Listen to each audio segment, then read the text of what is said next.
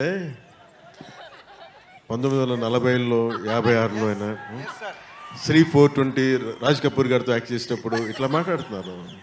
అంటే ఒక తిప్పి కొడితే ఎంత అండి, మొన్నే కదా చేస్తా సినిమాలో. అదే ఒక 7 years బ్యాక్ నేను ఎస్వి రంగారావు గారు, కన్నమ్మ గారు అందరూ కూర్చున్నప్పుడు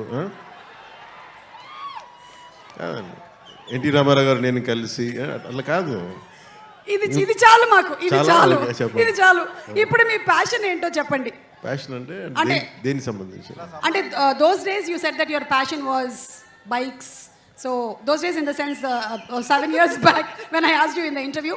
బట్ ఇప్పుడు మీకు ఉండేటువంటి ఈ బిజీ స్కెడ్యూల్స్ ప్రకారం అది బిఫోర్ క్రిస్టియన్ ఎరా. Tell me. ఇప్పుడు నా ప్యాషన్ అంటారా?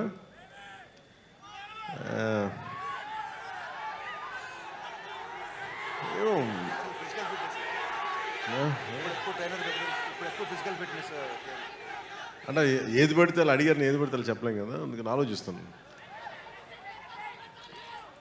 ఏంటి